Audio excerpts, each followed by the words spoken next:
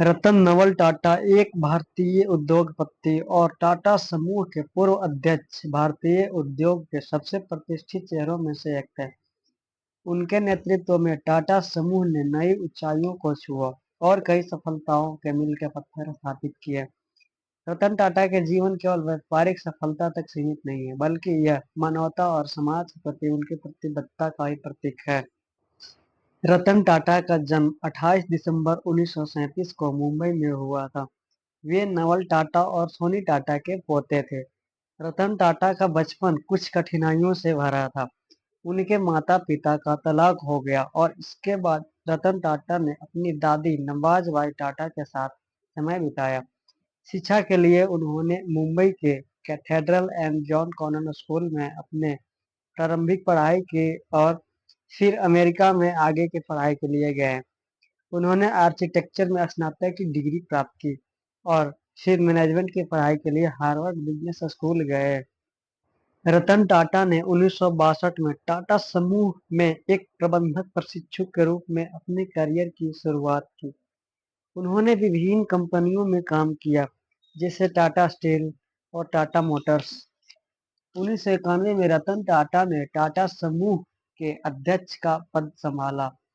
उनके नेतृत्व में टाटा समूह ने कई महत्वपूर्ण परिवर्तन किए और वैश्विक स्तर पर अपनी पहचान बनाई। रतन टाटा ने अपने कार्यकाल में कई महत्वपूर्ण योजनाओं का नेतृत्व किया।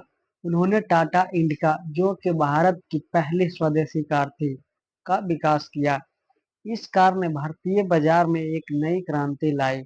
इसके अलावा इन्होंने 1 लाख रुपए की कीमत वाली कार टाटा नैनो विचार प्रस्तुत किया, जो दुनिया की सबसे सस्ती कार माना गया। रतन टाटा ने टाटा समूह को वैश्विक स्तर पर स्थापित करने के लिए कई महत्वपूर्ण अधिग्रहण किए। सन 2000 में टाटा स्टील ने इंग्लैंड के कोरस समूह का अधिग्रहण किया, जिससे टाटा स्टील एक वैश्विक खिलाड़ी बन गया। इसके अलावा टाटा मोटर्स ने जगुआर और लैंड रोवर का अधिग्रहण किया, जिससे भारतीय ऑटोमोबाइल उद्योग को अंतर्राष्ट्रीय पहचान मिली।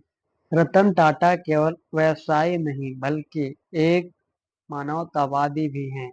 उन्होंने हमेशा सामाजिक कार्यों में अपनी रुचि दिखाई है। उन्होंने शिक्षा, स्वास्थ्य और ग्रामीण विकास के क्षेत्र में कई फाउंडेशंस की स्थापना की। टाटा ट्रस्ट के माध्यम से वे स्वास्थ्य और शिक्षा में सुधार के लिए विभिन्न कार्यक्रमों का संचालन करते हैं। उनका मानना है कि एक व्यवसाय को समाज की भलाई के लिए भी काम करना चाहिए।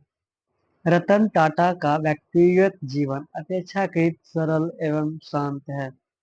उन्होंने कभी भी शादी नहीं की और अपने जीवन को व्यवसाय और समाज सेवा के प्रति समर्पित किया। उनके जीवन में कुछ करीबी दोस्त और परिवार के सदस्य हैं, जो उनके निर्णयों में सहयोग करते हैं। रतन टाटा को उनके उद्योग और समाज के प्रति योगदान के लिए कई पुरस्कार मिले हैं। उन्होंने 2008 में भारत के तीसरे सबसे बड़े नागरिक सम्मान पद्म भूषण से सम्मानित किया गया। इसके अलावा उन्होंने कई अंतर्राष्ट्रीय पुरस्कार भी प्राप्त किए हैं, जो उनके उत्कृष्टता और सामाजिक सेवा के प्रति समर्पण को दर्शाते हैं।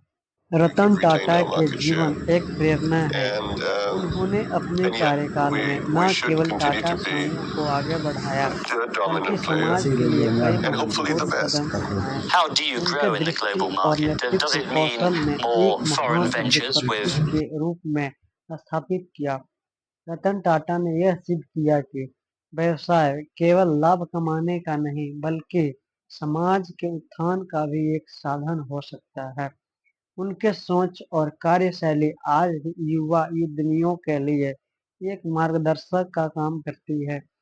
रतन टाटा की कहानी हमें यह सिखाती है कि अगर संकल्प और समर्पण के साथ काम किया जाए तो किसी भी लक्ष्य को हासिल किया जा सकता है। दोस्तों, अगर आपको ये कहानी अच्छी लगी है तो हमारे चैनल GNHK टॉक्स को सब्सक्राइब करें और अपने दोस्तों में शेयर करें। Thank you for watching.